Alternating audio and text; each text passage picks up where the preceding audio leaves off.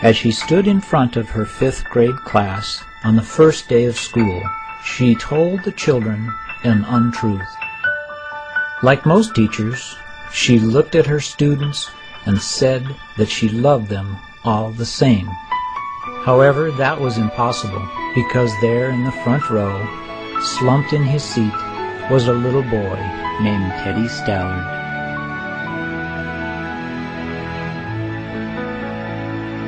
Miss Thompson had watched Teddy the year before and noticed that he didn't play well with other children, that his clothes were messy, and that he constantly needed a bath. And Teddy could be unpleasant. It got to the point where Miss Thompson would actually take delight in marking his papers with a broad red pen, making bold X's, and then putting a big F at the top of his papers. At the school where Miss Thompson taught, she was required to review each child's past records, and she put Teddy's off until the last. However, when she reviewed his file, she was in for a surprise. Teddy's 1st grade teacher wrote, "Teddy is a bright child with a ready laugh. He does his work neatly and has good manners. He is such a joy to be around." His 2nd grade teacher wrote, "Teddy is an excellent student, well liked by his classmates, but he is troubled because his mother has a terminal illness, and life at home must be a struggle." His 3rd grade teacher wrote, "His mother's death has been hard on him. He tries to do his best, but his father doesn't show much interest, and his home life will soon affect him if some steps aren't taken." Teddy's 4th grade teacher wrote, "Teddy is withdrawn and doesn't show much interest in school. He doesn't have many friends, and he sometimes sleeps in class." By now, Miss Thompson realized the problem, and she was ashamed of herself.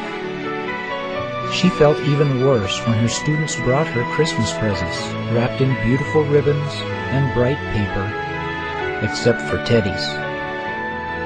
His present was clumsily wrapped in heavy brown paper that he got from a grocery bag. Miss Thompson took pains to open it in the middle of the other presents.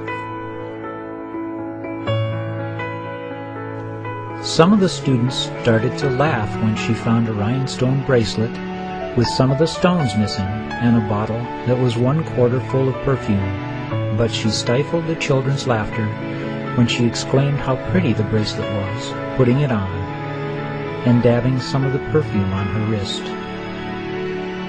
Teddy Stallard stayed after school that day, just long enough to say, "Miss Thompson, today you smell just like my mom used to." After the children left, she cried for at least an hour.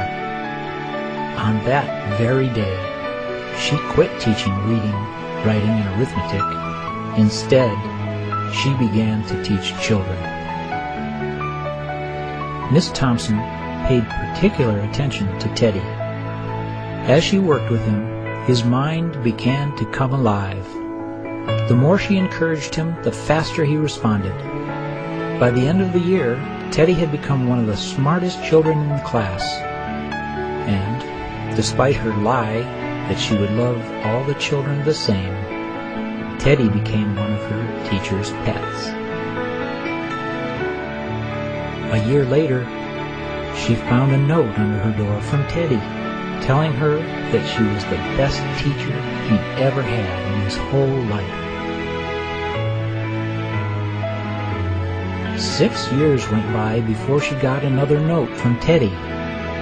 He then wrote that he had finished high school 3rd in his class, and she was still the best teacher he ever had in his whole life. 4 years after that, she got another letter, saying that while things had been tough at times, he'd stayed in school. He'd stuck with it, and would soon graduate from college with the highest of honors. Again, he assured Miss Thompson that she was still the best and favorite teacher he'd ever had. Then 4 more years passed, and yet another letter came. After he got his bachelor's degree, he had decided to go a little further. She was still the best and favorite teacher he'd ever had. But now his name was a little longer. The letter was signed Theodore F. Stallard, M.D.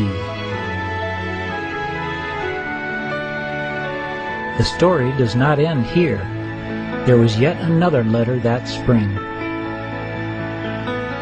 Teddy said he'd met this girl and was going to be married. He explained that his father had died a couple of years ago, and he was wondering if Miss Thompson might agree to sit at the wedding in the place that was usually reserved for the mother of the groom. Of course, Miss Thompson did, and guess what? She wore that bracelet, the one with several rhinestones missing. Moreover, she made sure she was wearing the perfume that Teddy remembered his mother wearing on their last Christmas together. They hugged each other, and Dr. Stallard whispered in Miss Thompson's ear, "Thank you for believing in me. Thank you so much for making me feel important and showing me that I could make a difference."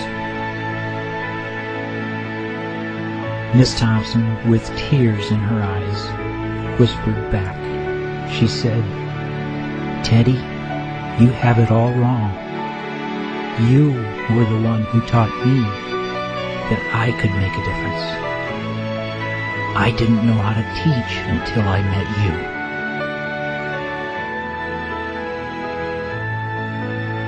You can never tell what type of impact you may have on another's life by your actions or lack of action.